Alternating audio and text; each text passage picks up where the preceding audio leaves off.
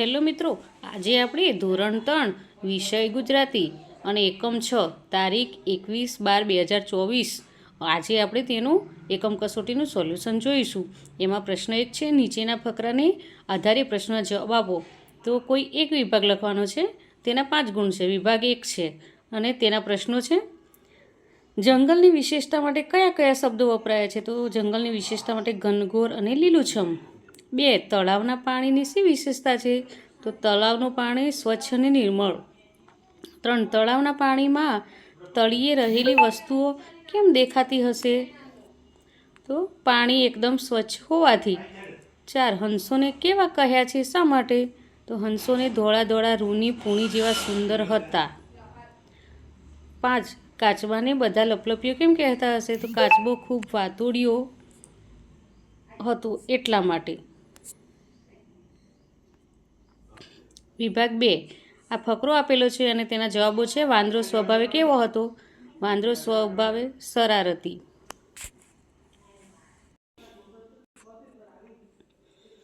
2 પોપટ અને વાંદરાના સ્વભાવમાં શું ફેર હતો? તો પોપટ સમજદાર અને વાંદરો શરારતી હતો। 3 સૂર્યમુખીના ફૂલની શી વિશેષતા છે?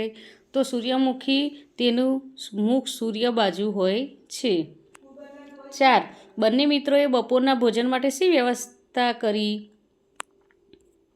તો બંને મિત્રોએ બપોરના ભોજન માટે કેરીઓની વ્યવસ્થા કરી। 5 વાંદરો જંગલમાં કેવી રીતે સફર કરતો હશે? તો વાંદરો એક ઝાડ પરથી બીજા ઝાડ પર ઝૂલતો રહે છે। વિભાગ 3 આ ફકરો આપેલો છે અને એના પરથી પ્રશ્નો છે, વાંદરો અને મગર વચ્ચે દોસ્તી છે એવું શાના આધારે કહી શકાય?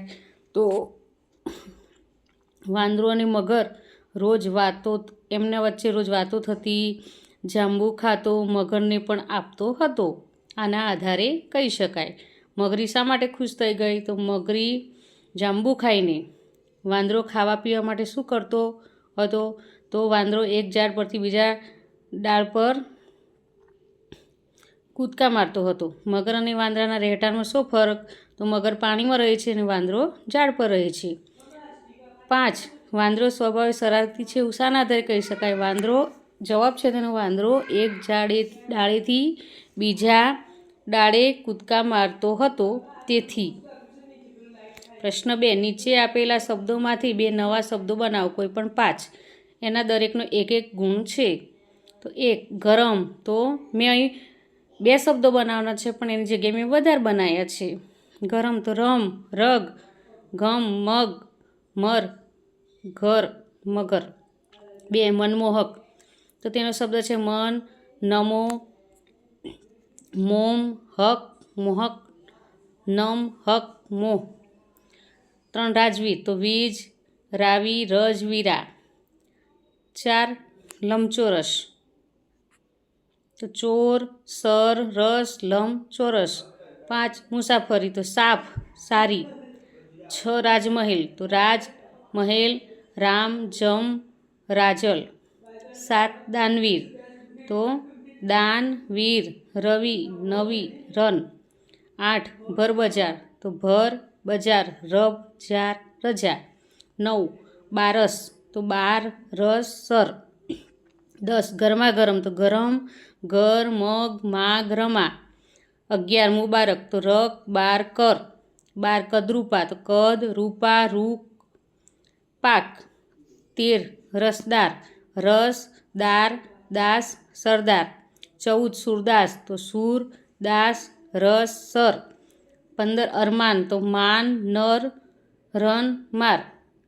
આગળ પ્રશ્ન 3 કૌંસમાં આપેલા શબ્દોનો ઉપયોગ કરી ખાલી જગ્યા પૂરો, કોઈ પણ એક વિભાગ પૂરવાનો છે અને તેના 5 ગુણ છે। તો વિભાગ 1 આપણે અહીં ઉપર શબ્દો આલેલા છે, અને, કે, તેથી, એટલે, તો પણ, તો અહીં ખાલી જગ્યા છે, તો સોનલ ખાલી જગ્યા રીના ભજન ગાય છે એટલે અને આવશે।